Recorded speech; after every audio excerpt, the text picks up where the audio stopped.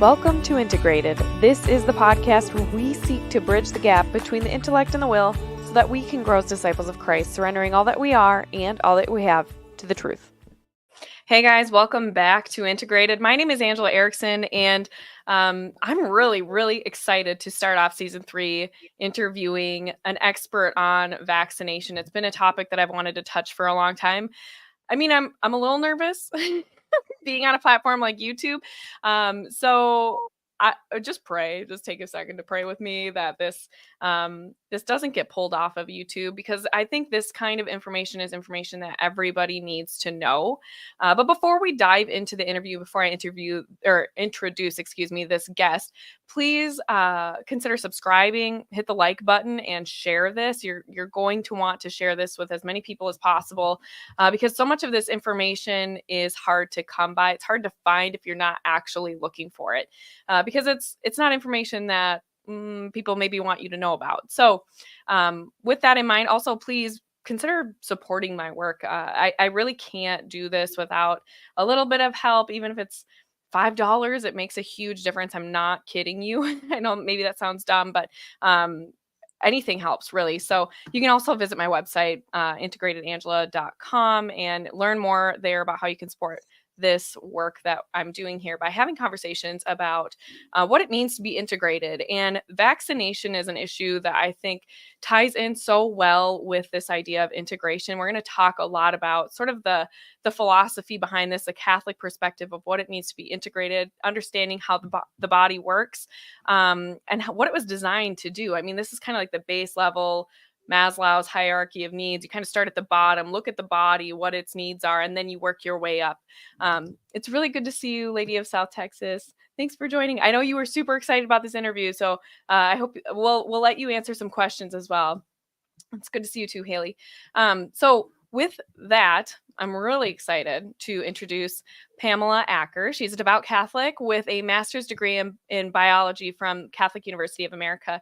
She actually worked in the field of vaccine development and specifically with viral vector vaccines. And so she's very familiar regarding the controversy about aborted fetal cell lines, which we're going to talk about, and kind of understanding what is the ongoing justification of fetal cell line research or not. But more than that, the broader issue of vaccination. Is it worth it? Is it worth it? So here today to talk a little bit more about that, like I said, is Pamela Acker. Let's get you on the screen. There we go. Thank you so much. How are you today? I'm doing well, thank you. Thanks for having me on. I'm really, like I said, I'm really excited. I've had a lot of really amazing interviews on the podcast, but I'm very excited to talk to you about vaccines because it's, thankfully, I think a lot of us are starting to actually look more carefully at this issue. So for you, when did you decide? The upside of COVID. Yes, one of the few things about COVID that was actually really good. So how long have you been interested in biology, and when did you know you wanted to go into vaccine research? So I got interested in biology in high school. Actually, it was Punnett squares that drew me in. So I found genetics fascinating, and the idea that you could know the traits of the parents and then sort of predict what's going on with the offspring. I actually just helped a friend out with this because he got tested for an MTHFR mutation and he's homozygous for it. Yeah, I got it too. And I was able to say, oh, well, that means all of your kids are going to be heterozygous for it. And he was like, wait, what? And I'm like, no, that's how genetics works. So, so that was my first love in biology. And then I got interested in vaccines because I very much bought into, at the time, this idea that vaccines are safe and effective and they're the best way to deal with public health issues, and especially public health issues overseas. So I was very interested actually in developing edible vaccines. So these were thought at the time to be a great solution to third world illness issues, because you could actually grow them on site. So you don't have the storage and the shipping of these fragile and molecules that need to be kept cold and can be damaged if they're not transported correctly. You could just grow a banana in Africa and you could eat that banana and you could be vaccinated for smallpox. And it seemed like a great idea. But it turned out to not work very well. And oddly enough, it didn't work very well because they couldn't control the dosage. And this is important. I know you want to discuss some of the newer vaccine platforms. So if I can ask the audience to put a bookmark there, we're going to come back to this idea of not being able to control the dosage in these edible vaccines because it's relevant to the mRNA vaccine technology. So that was back in the late 90s. So it's been a long time that I've been following this field. And I, of course, became aware of the issue with aborted fetal cells and vaccines about the same time. And then I was like, well, the edible vaccine thing's a great idea, right? Because then you don't have to get stuck with a needle. And I know it's not being made in aborted fetal cells. But it didn't work out. And then many years later, my current boss, Mr. Owen at the Kolbe Center, asked me to look into vaccines in terms of their safety and efficacy. And at the time I was sort of like, okay, well, I know that the HPV vaccine is dangerous and the flu vaccine has a lot of adverse reactions, but I still thought it was a good way to go in terms of public health. And it wasn't until I started actually digging into the information that he asked me to take a look at, and starting with a book by an immunologist called Vaccine Illusion. And I was just looking at her footnotes and looking at the claims that she was making. And because when I went to graduate school, I kind of had a focus on immunology because I have a family history of autoimmune diseases. So I've been interested in that for a really long time too. Me too. Yeah, yeah, we're just so I could understand that what she was presenting, if she was correct, was really really damning for the whole vaccine paradigm. And so then I had to find out if she was actually correct. So I spent about 2 years reading and researching, and then wrote the book Vaccination: A Catholic Perspective, which got published in December of 2020, which was timely. Rich. Yeah, I mean, it was even listening to your ponderings about what was to happen with COVID. I mean, in some ways, in a lot of ways, it was prophetic. I mean, you called it out. You Well, I mean, actually were pretty much spot on because it was so predictable. yeah, it really didn't require a gift of prophecy. It just required being able to read the literature and understand kind of what had already been done, and the drawbacks to all of the things that we were looking at doing now, that had already been published in the literature. So really, I was just highlighting things that somebody else had already figured out. Well, and it's interesting because so much of what happened in this situation with COVID has actually already happened with previous pandemics. I mean, we didn't have the same global lockdowns. Sure. That's a new layer. But in Hmm. terms of a vaccine response, this wasn't the first time that the federal government had pushed a vaccine on its people, Right. and that there were tons of adverse effects. Would you mind talking a little bit more about that, and then we can sort of talk about the broader discussion about the history of vaccines like polio, measles, mumps, all of the things that sort of are Sure. pointed to of like why we need to have a vaccine program.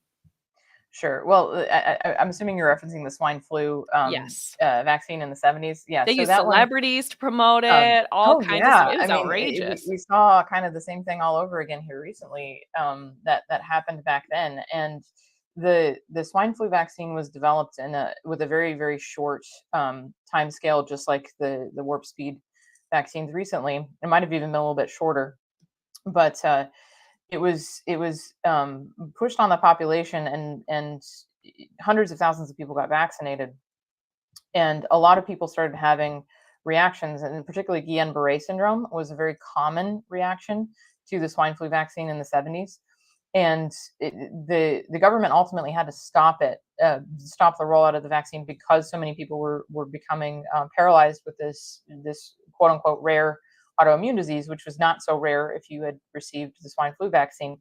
And Mm. in that case, the vaccine was pushed on the public after a suspected case of swine flu, where there was a young man who died in the military, who was sick, probably with the flu, but he also had to go on a forced march that day of many, many miles, and he really just wasn't physically able to do that. And he did die at the Mm. end of it. That was the only death that was associated potentially with the swine flu in the US before this vaccine was rolled out. So Wild. it was an even more, I guess, egregious campaign of fear and just fear mongering related to disease, because there really wasn't any evidence that the disease was even present in the United States at the time that the vaccine was pushed on us. Yeah, and I think there is so much of a misconception about the safety and efficacy of vaccines, and everyone points to this issue of polio, measles, and mumps, specifically polio. I think because Hmm. especially for generations prior, I mean, the iron lung and what they saw people go through who suffered from polio it sort of left an indelible mark on their brains, this searing image of what it looks like to have polio. But would you mind talking more about those diseases and what the data was actually showing before the introduction of those vaccines? Sure. So polio is an interesting case, and I only sort of touched on it in the book, and I do plan to write actually a second edition of the book in which there's a whole chapter devoted to Yay. polio, because that's the question that I get all the time. What about Yeah. polio? One of the things that I'm just going to kind of throw out on the table is that an iron lung is actually safer than a modern ventilator. It does Oh, less damage to your lungs. So a modern ventilator is forcing air into the delicate alveoli in your lungs and forcing them to open and sucking them back closed. And that delicate tissue can be really damaged if you're on a ventilator for a long time. That's not really a problem with an iron lung. There were people who actually lived in iron lungs for decades without any respiratory issues. right. And then you So you aren't using drugs like remdesivir either, yeah, which is a whole nother component we can talk to more about yeah, the COVID yeah. response. But And yeah. you have to be sedated to be on a ventilator as well. So there's just a number of drugs that they give you while you're on there, just to keep you from violently reacting to the pain of it. So yeah, so we have this image that these iron lungs are this horrible, awful thing that they were actually safer and more effective than the current model that we have. It's just the idea of being paralyzed for life is a horrifying one to a lot of people, Absolutely. and that did happen. There were people that were ended up paralyzed for life. There was a man who was on an iron lung, I think up into the 90s or the early 2000s. He was like the last one in the Hmm. iron lung, and he spent his whole life that way. But then there were other people who were in an iron lung for a really long time and they recovered. There were people who were in an iron lung for a very short period of time. There were people who were in an iron lung and had and taught themselves. There's a book on my shelf over here about a guy who taught himself to breathe again. Oh, And interesting. there's a particular, and I'm not going to be able to explain all the technical details of it because I haven't read the book that closely yet. But he basically had to think about every breath, Right. because his ability to just kind of automatically do it. So he had to be on a rocking table, which kind of replaced the iron lungs after a little while, because when um, your head is down, your diaphragm goes up, because all the organs underneath it push it up, and then you breathe out, and then when you tip back up, you breathe in, and you can't actually breathe all night if you're rocking on one of these. So he would breathe by himself during the day and then sleep on a rocking bed at night. Hmm. So we don't usually get told these stories of hope and heroism, that came even to the people that were the most damaged by this. But what we're even not more often not told is that there were very, very few people that actually became paralyzed after infection with polio, and there were very, very few people that became paralyzed that didn't recover. So we're talking about a fraction of a fraction, when we're talking about iron lungs and we're talking about paralytic polio. And if you look on a graph, and this is one of the things that's very frustrating about this, you'll see that with the introduction of the polio vaccine, the cases of polio plummeted. And a lot of times, if you zoom the graph out to about 100 years, you'll see that actually they'd been going down for a really long time, and then the vaccine was introduced, and then they went down even more. But you're just looking at this part of the graph usually, and that makes it look more impressive. Right. But with polio, you don't really see that as much. It seems like a more impressive disease reduction after the introduction of the vaccine.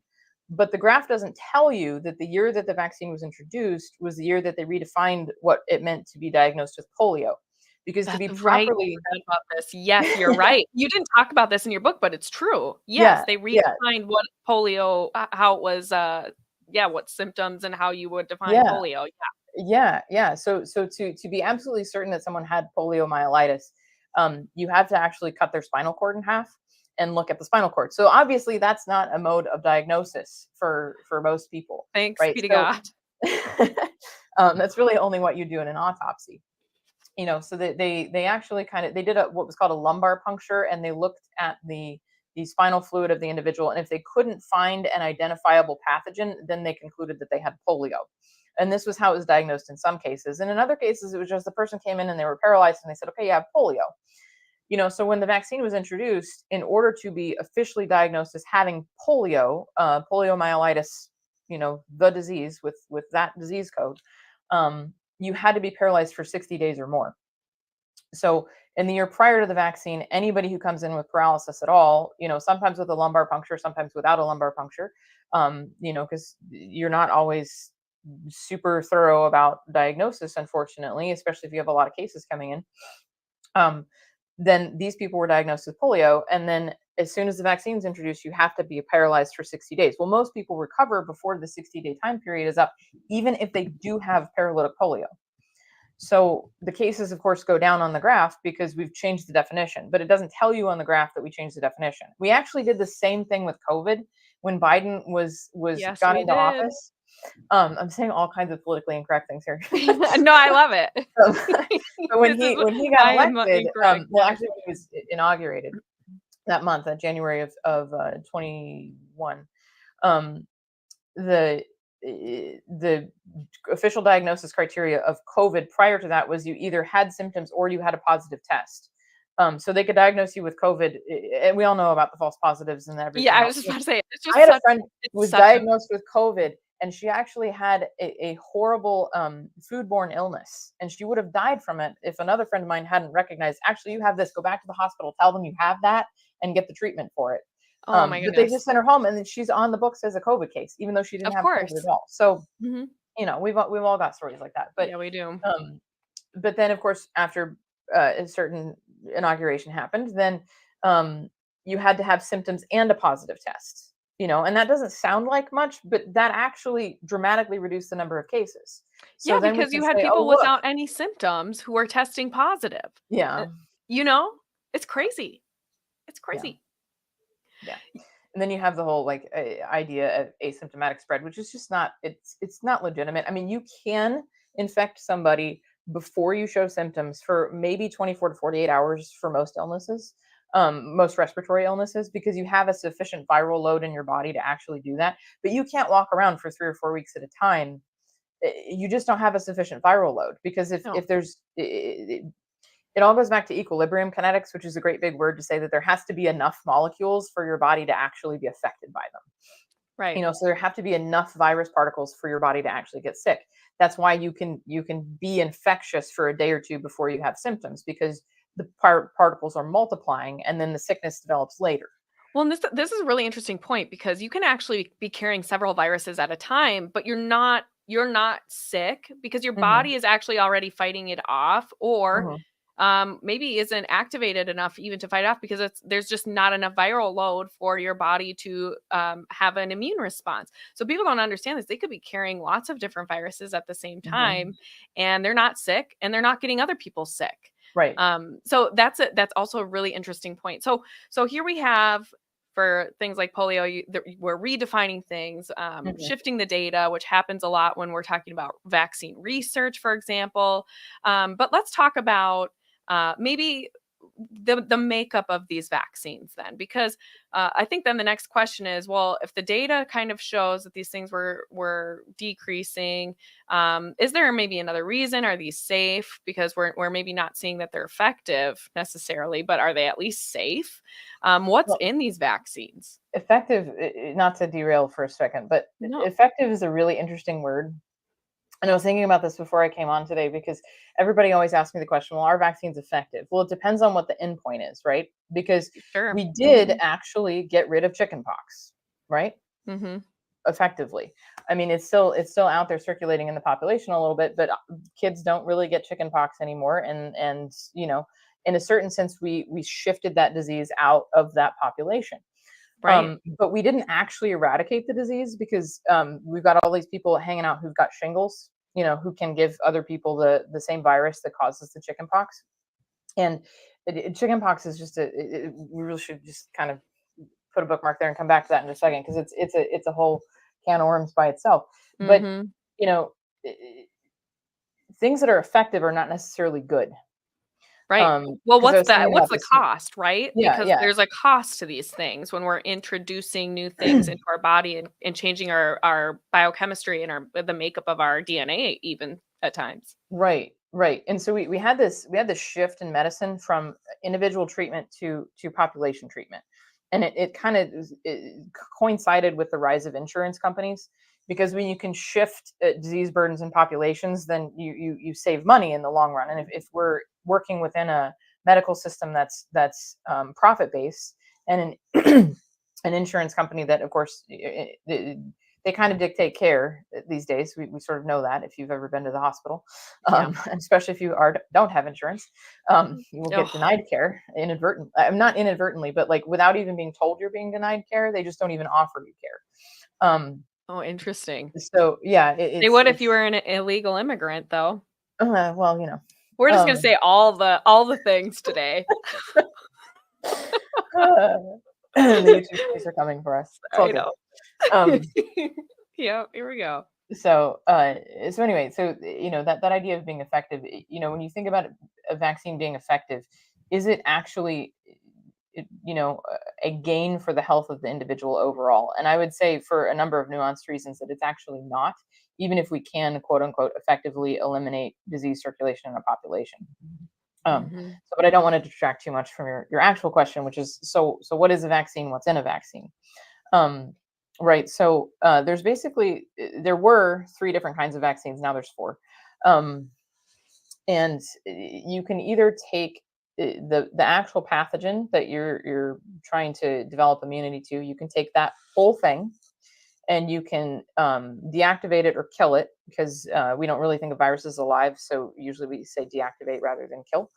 But I'm going to say kill for ease of conversation. So you can kill it, and then you can inject that in a person, and the person's immune system will see that the outside of that virus will create immunological memory, so that the next time it sees that virus, it will react faster. That's the idea.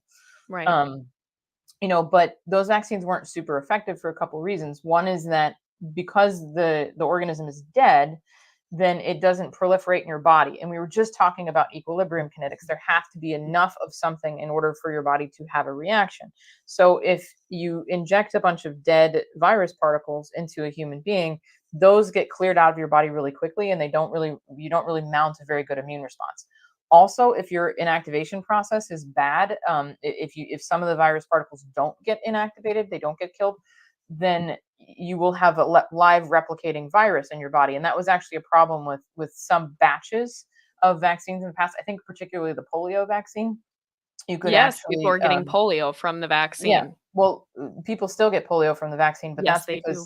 that's because the current vaccine that they get polio from is a live attenuated virus. Yeah. So you can take the virus and not kill it, but weaken it. So the idea is that it can't actually produce pathogenesis in the body. It can't really cause disease, but sometimes, because it is still alive and mutations happen, you can have reversion mutations that bring it back to being regularly virulent. You can have a particularly weak individual who can't eliminate the particles, and then actually gets the disease and can pass it along to another person. I And was just again, about you to can ask have, about shedding. So people yeah. can shed when because that was one of the things we were told so often. Oh, there's no such Mhm. thing as shedding. That is crazy talk of anti-vaxxers or whatever. But the reality is like shedding has been along.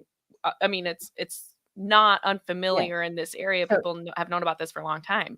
right. So a live viral vaccine can shed because you have replication of the particles. And if I get live particles in me, they can replicate. But if you have a non self-replicating vaccine, that vaccine can't shed.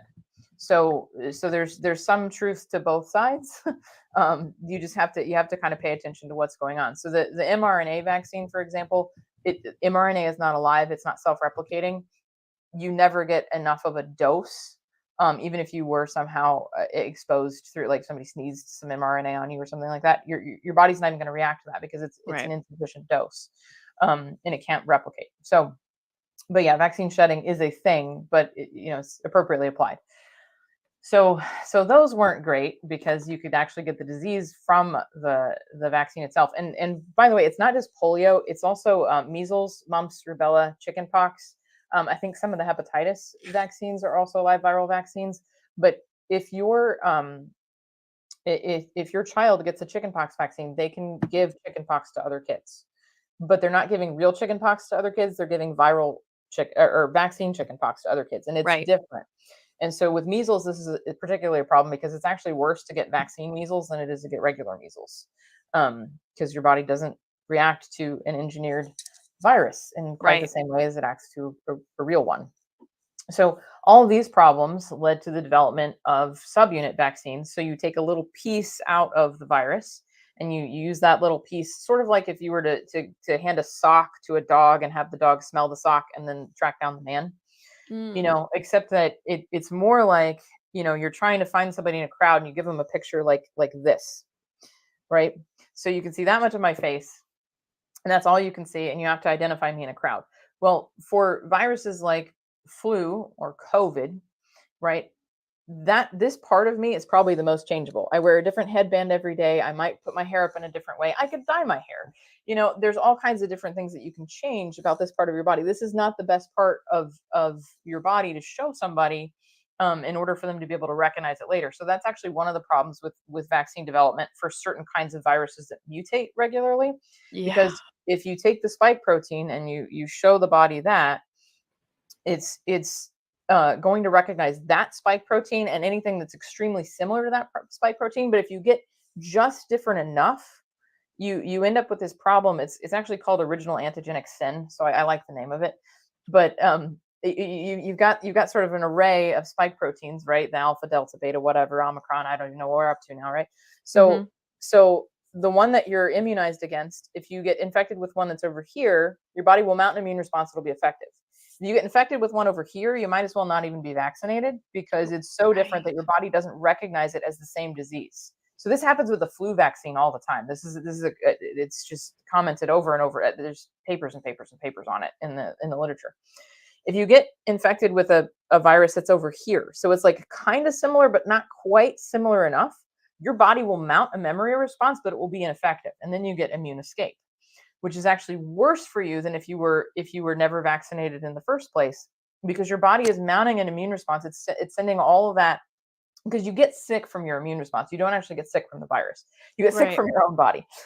So your body's Working throwing, it out. Yeah. Yeah. yeah, it's throwing everything it has at that virus, but the virus is do whatever. I'm not affected because it's not close enough. The antibodies that are being produced are not close enough. They're not binding the virus. They're not inactivating the virus. It's not stopping the virus. So then your body, after a little while, is like, wait, I'm doing all this stuff, and now I have to start again. So you basically get twice as sick, at least twice Right. as sick, because the virus has even longer to replicate in your body.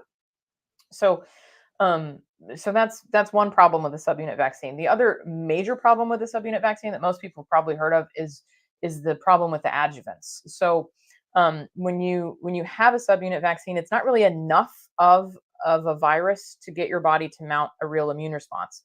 So they have to add something to it, which they call an adjuvant. It's Latin for helper, to make your body mount a more intense immune response. Now, all of the adjuvants that are currently in subunit vaccines are some derivative of aluminum. There's some derivative of aluminum that is more biologically available and can cross the blood-brain barrier, which is a big problem because aluminum is neurotoxic. Right. So, yeah, if you go in and you get the 2-month vaccines, you get all of them. The CDC recommends, and this was several years ago, so I probably need to update my math now that they're recommending more things. But if you get all the 2-month-old vaccines in one visit, you get 50 times. The average infant will get 50 times the dose of aluminum that the FDA has declared is safe in one day.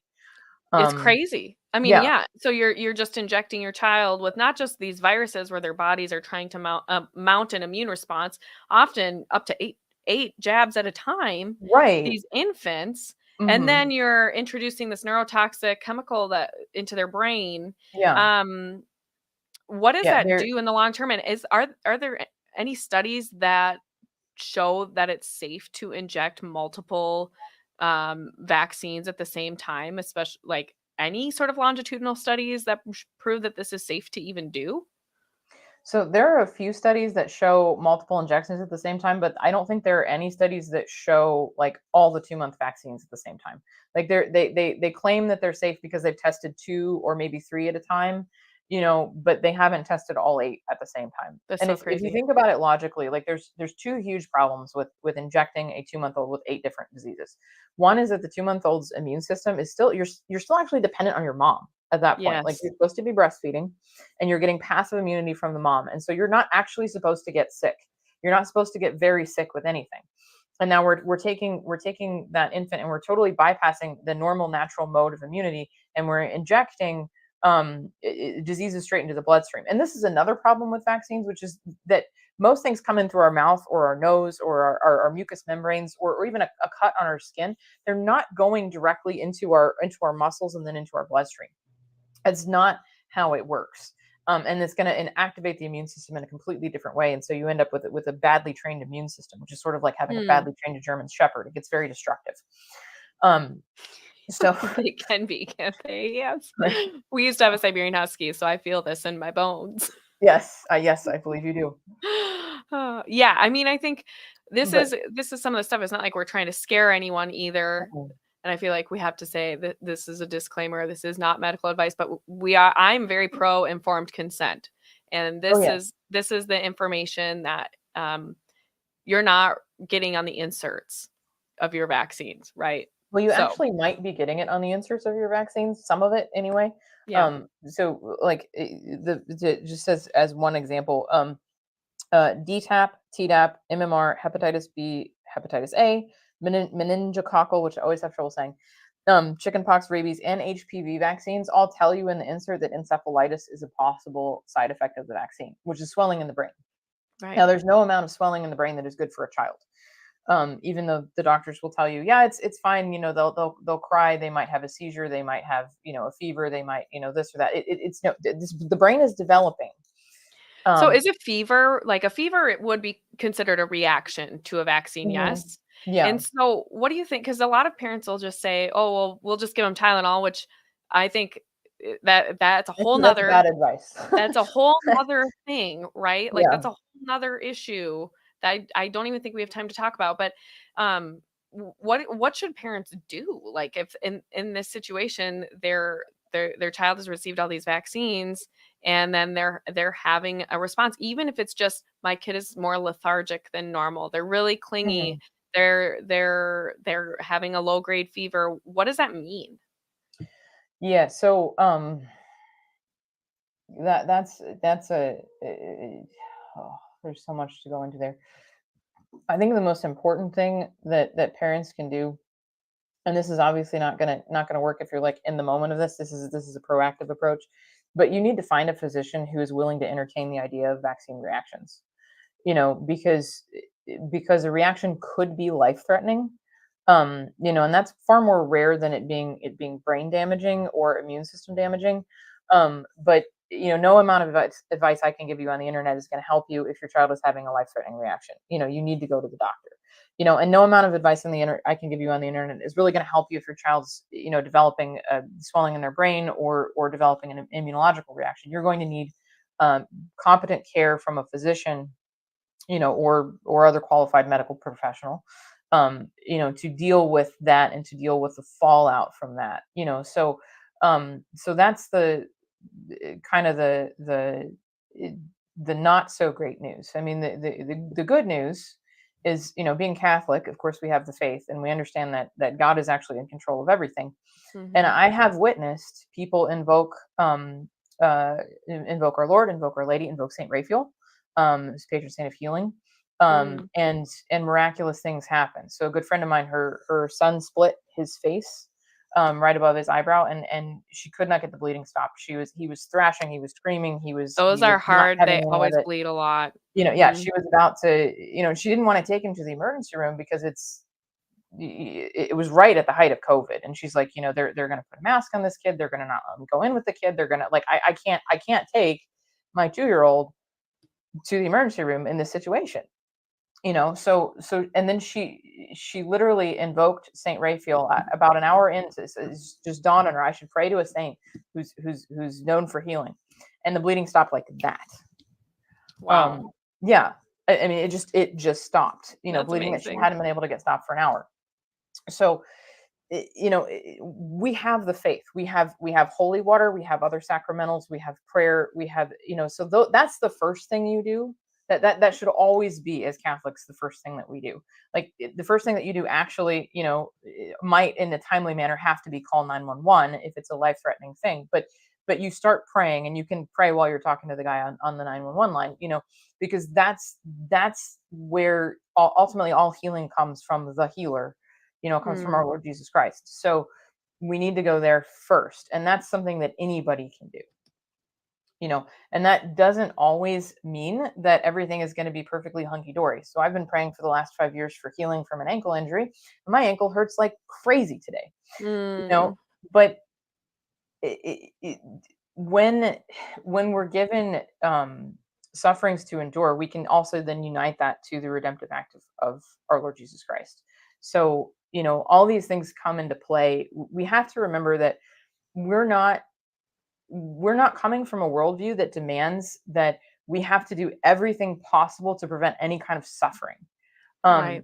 Which is kind of what the secular perspective is coming from, is that we have to prevent any kind of suffering. We have to prevent the suffering that my kid might have from chickenpox, that I might have from staying home to nurse my kid through chickenpox. We have to prevent, if it escalates to euthanasia, like then we get to the whole, well Compassionate care. the Yeah. person has no quality of life. I mean, if I were living in certain countries in Europe, I'm sure that I would have been offered euthanasia several times, given the quality of life argument, because I'm fairly disabled and I'm in chronic pain. So, Mm. you know, um, but we just pray, have faith, do what you can do, and for people who've their kids are older, and they've found out maybe later that they used aborted fetal vaccines, and they didn't know, they didn't have any idea, even if your kids are younger and you just found this out, you can take that to confession. Like, you don't Mhm. actually, so in the first place, it actually wasn't a sin if you didn't know. Like, it simply cannot be a sin if you don't know, because no intention, no consent, no sin.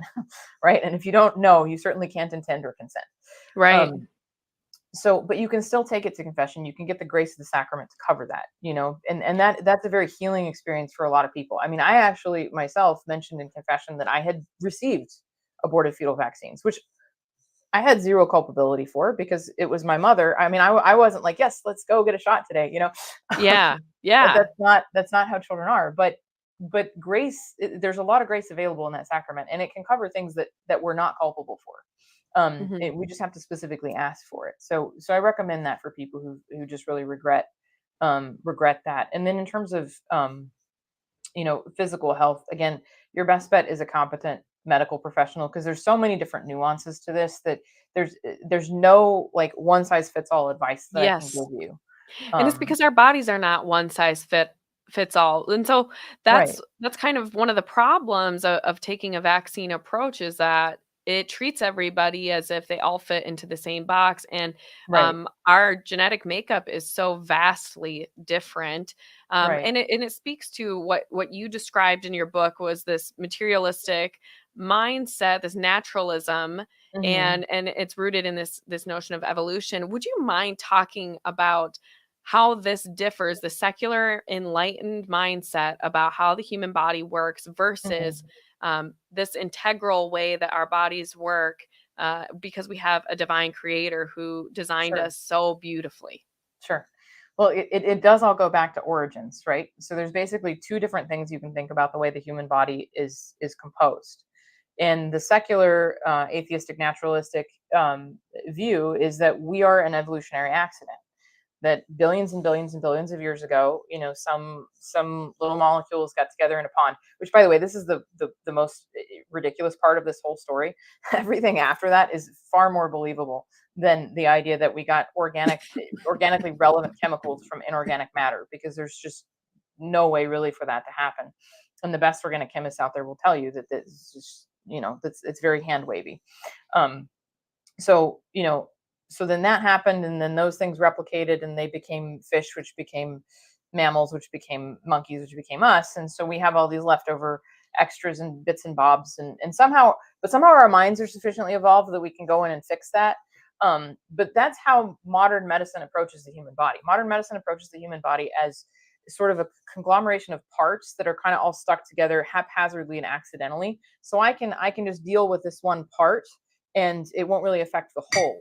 And I actually had, God bless him, I had a doctor. He was supposedly the best foot doctor in the city that I live in. um, and he offered me a steroid shot for my foot, which I declined, because I have really bad reactions to steroids. And Mhm. the man looked at me, the man who had however many years of medical school, and said, "Well, it'll just stay in your foot." And I'm like, do you not understand you have a circulatory system and a lymphatic system? But the same thing was said about COVID, like that, like Yeah, the the COVID shot shot would would stay in your stay in arm. Yeah, exactly in a localized region, absolutely, it's and that absolutely wasn't ridiculous. true. You have fluid washing through your body, every part of your. I mean, this is how you get oxygen to your cells. You have you have your capillaries that carry the blood, and some of the fluid leaks out of that, and it washes over the tissues, and then it gets picked back up in the capillaries, or picked back up in the lymphatic system. That's your lymph, Yeah. and so no, it's not going to stay in your arm. In a few seconds, it's going to be, well, maybe a few minutes, it's going to be everywhere. you Hmm. know so Well, but too, like it wouldn't work if right, it's supposed to work by mounting an immune response, then your whole right. body has to be exposed to it for it to work. Like it Well, doesn't make well, sense to technically, me. your immune system is mobile, so your immune system could like come across it eventually. But yeah, I mean, you're barking up the wrong tree, or Right. right tree. It doesn't make Um, any sense. Yeah.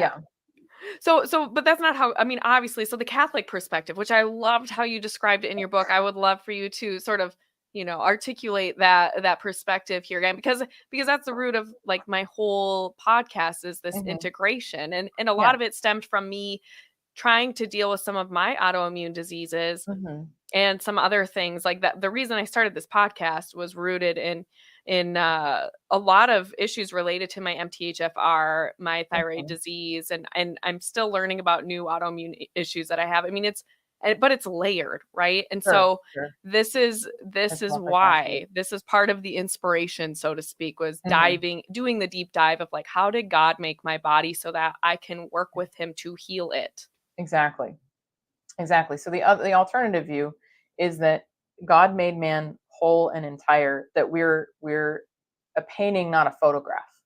Nothing in this body is an accident. There are a lot of things in our bodies at this point, thousands of years after creation, that are degraded because we've had many generations of mutation, and that's always going to cause damage to our genomes, and we're going to pass that down to our children, who are going to pass more damage down to their children.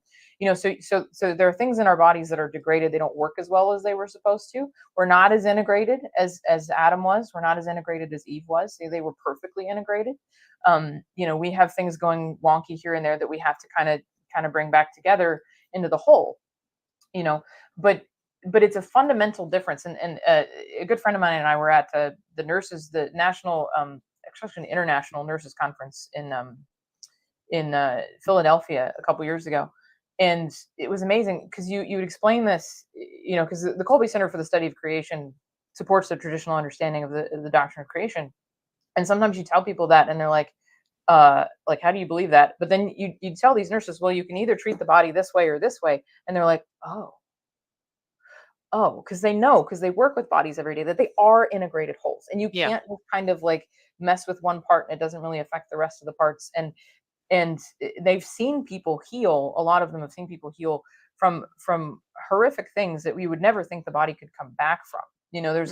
There's this beautiful story in a book that I'm of course forgetting the title of right now, but that's okay because I don't necessarily recommend it in a whole anyway.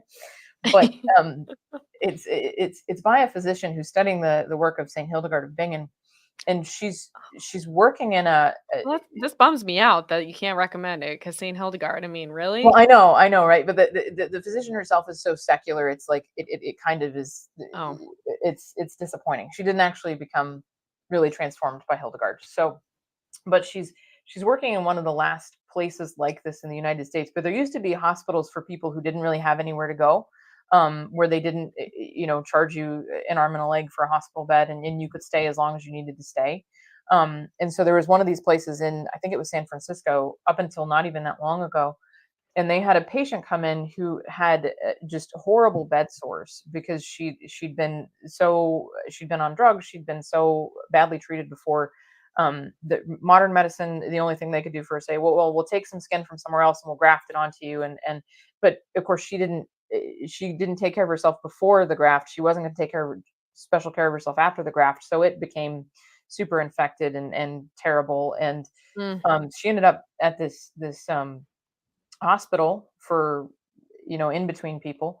And it took 2 years, but her body healed itself. They had to take all the dead nasty tissue out, and they had to keep her from, putting pressure on it. And the book kind of also records that she had to make a decision about her life. She actually, her first step in her healing was rejecting her user boyfriend, who would pick her up from the hospital. They'd go get high again, and he'd abandon her somewhere, and she'd end up in the hospital again. This whole cycle. So it's amazing how truly integrated we are in body and soul, and these things that affect our souls are also going to affect our bodies. And sometimes we have to take the steps to heal from those first before we can experience physical healing. That's so true. Yes, and I've heard so many physicians and practitioners say this, that often if you have unresolved trauma, things like that, even if you go to a chiropractor and you're like, "Oh, you're making progress," and then all of a sudden you plateau, there might be something else that needs healing before the body can actually continue healing moving forward, because there is this interplay. There's a great book called The Body Keeps the Score. I'm sure you've heard of it. I have heard of it. Yeah. Yes, and it's great. I mean, it's secular, Yeah. but I think this guy does such a good job overall. I mean, there are like few minor things that I would disagree with, but on a whole, Sure. I mean, the body does keep the score, because, for example, if you are experiencing a lot of, if you're a child and you're exposed to a lot of uncertainty or Hmm. insecurity, you're going to have higher levels of cortisol in your body for the Yep. long term, and so it's going to express itself in some form or fashion, and Hmm. so you have to retrain the body, and the only way you can really do that is to, like, revisit and deal with those things, right? I mean, it's amazing. And so, you add this layer of vaccination to it, and the way that it interplays in this intricate system that we possess, that Yeah. is ordered towards healing naturally. Hmm. What do you think happens? Like, what are some of the long-term effects of vaccination, if you do end up having some sort of adverse reaction? Yeah. So one of the long-term effects for everyone is improper immune training. So your immune system, we tend to think of it as, scientists, I think, tend to think of it as unlimited because of the VDJ recombination, which is a very complicated thing. I'm not going to go into too great depth, but basically it's how the variable part of the antibody is formed. And because of the way that the gene can be rearranged when the cell is activated, you can make what seems like a sort of infinite amount of variation. But we're talking about a very, very small piece of a very, very small molecule. So an infinite amount of variation within that is really not an infinite amount of variation in terms of cellular function, because it's such a small little piece that we're talking about. But um, the the the immune system is finite. It's limited. It has limited resources, just like an army has limited resources. So in World War II, the Germans were trying to fight the Soviets and in North Africa and the Brits, and then declared war on America when Japan attacked Pearl Harbor. That's a lot of different things that you're committing yourself to, right? And none of them were particularly realistic. And so we actually do the same thing with our bodies when we vaccinate against all these diseases that are not actually circulating in the population anymore. We're committing resources to the Eastern Front, where really actually that's not going to be particularly successful. Um, Mm. and then you end up with you can end up with problems like immune exhaustion when you're vaccinating for the same thing over and over and over again. This is a big problem with the COVID vaccines that people have been talking about, because there have been so many boosters. There can be a problem with the flu vaccine. So your immune system just basically starts to not be able to react to that particular pathogen anymore, even if you do encounter it in real life. So that's the problem with over vaccinating of things that are currently circulating. And then, you're talking about the one size fits all. They don't screen infants for things like the MTHFR, which is going to affect your ability to detox. It's going to affect their ability to process vitamin B. It caused a peripheral neuropathy, because I wasn't processing folic acid correctly, which I'm getting in my diet from all kinds of sources, because everything that has enriched flour in it has folic acid in it. So I can't even have Cheetos. I mean, not that you should have Cheetos, but like I can't even have Cheetos. Right. Um, so they don't test for things like that. They don't ask really about family history of autoimmune disease or autism or allergy. They don't. In the 70s they knew, and they told people you'd never vaccinate a baby with eczema. But now we don't hold that Really? anymore They because they would oh say yeah, that? oh yeah. I have books on my shelf, like a 1976 general health guide for like the average person, and it's like you do not take your baby to get a vaccine if the baby has a rash. like, period. Well, and they'll let you get vaccinated if you are already sick with something, like, Right. Yeah, and you which I shouldn't do don't that either. understand. Mhm. We knew a couple a generation ago that you didn't do that because you don't assault the body with a new immune problem when it's already dealing with an immune problem. That can get really messy, as anybody with chronic infections knows. So if you have a chronic infection and then you get a cold, you know, there you have it.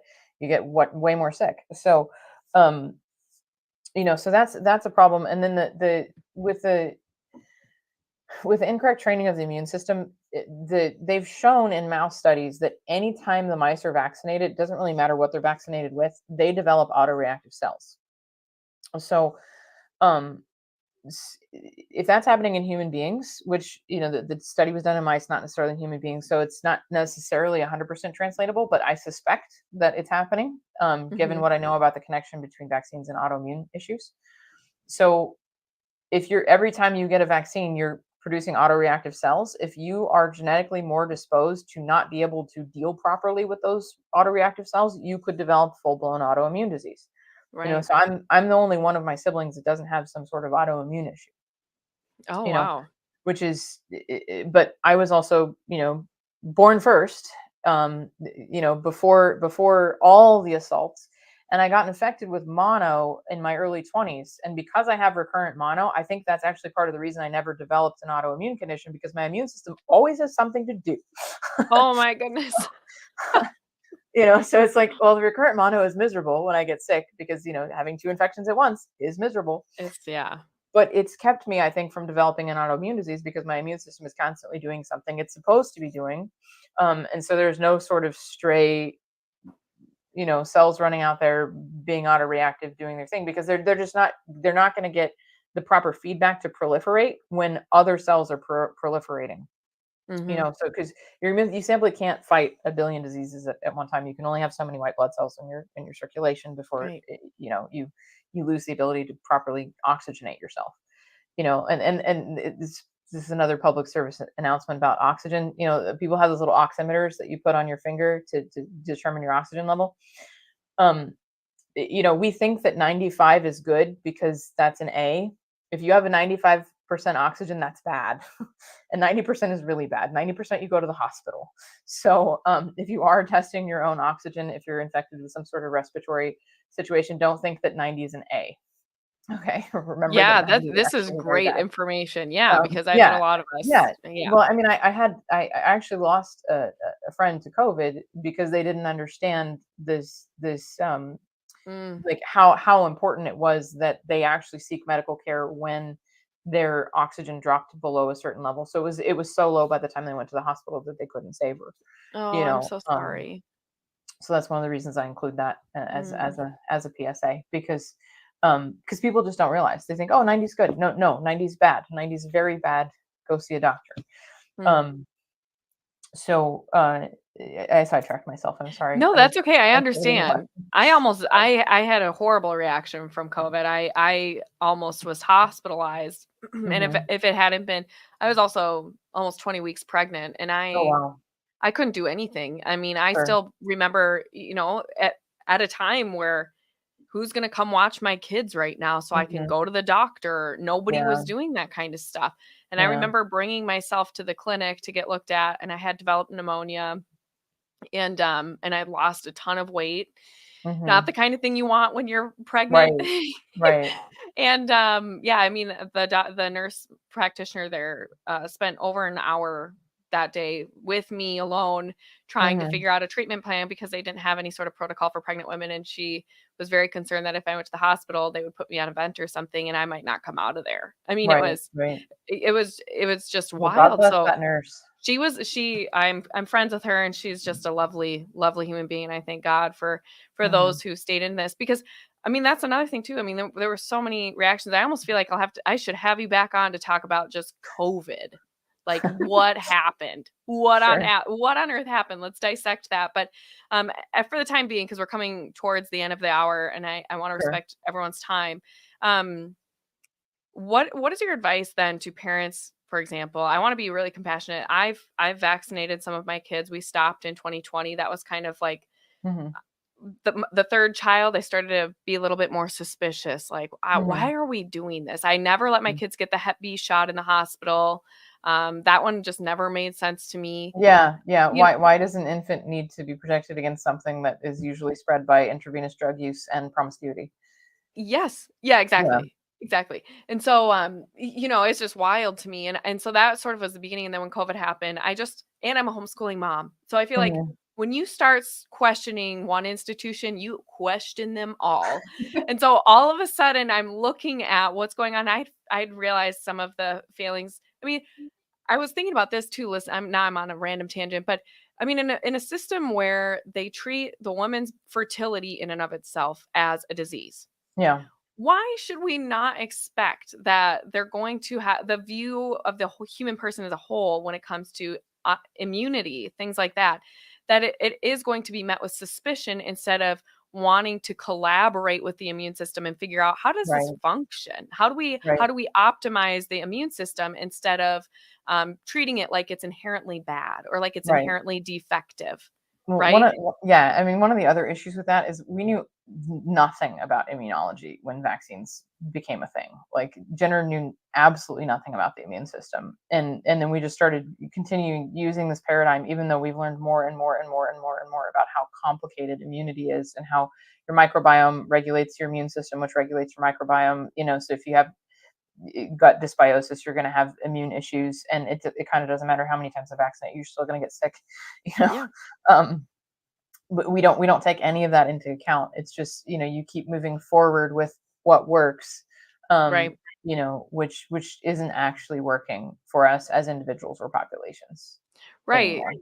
Right, it's not, and it's unfortunate because there's so much money tied up into this. There are a Hmm. lot of people getting rich, and so I mean, you can't help. I mean, that's always the first question when something looks kind of fishy is where, like, follow the money because a Yeah, lot of the research is not great, or at least it's been yeah. No, distorted. it's not great. The often the controls are not actually like the placebos are not actually simply saline. Although they did do a saline placebo in the COVID vaccine trials. I'll give them that. But there are a lot of other things that were kind of stupid. But um, a lot of times they're testing a vaccine against another vaccine or against with Right, HPV, they were testing it against everything in the vaccine except the HPV particles, which the part of the HPV vaccine that's dangerous is the aluminum adjuvant. So of course they're going to see equal amounts of adverse reactions in the control group and the placebo group because right, because they're it's giving in them the both. same Yeah, damaging because it's stuff. in both. Yeah. Yeah, yeah, Yeah, that's yeah, just wild. yeah. So, I wanna give you a chance to plug your work. I do, and Sure. I wanna encourage everybody to go get her book. I have it linked in the description and Dissolving Illusions. I don't know if I included that in the description. If it's not there, I'll That definitely is a post great it in the book. comments. I That's a also great book. downloaded that one and I started Yeah. it a little bit, and it is It's excellent very because eye-opening, very well it written talks too. just like a quick disclaimer. I mean, it talks about one of the reasons we saw such an improvement in health outcomes in things like polio, measles, mumps, all of this stuff was because our environment changed. People like Mhm, sanitation was more prevalent, things like that. Different people are more nourished. They had more of food availability, things like that. mhm. So when you have people who are more nourished, their immune system is better. And then when you have a more sanitary environment, they're also going to be more healthy as well. Yeah, And so there were just major shifts that happened. And anyway, I think that's another great book. I encourage people to get both of those. And I would love to hear more about the work that you guys are doing at the Kolbe Center.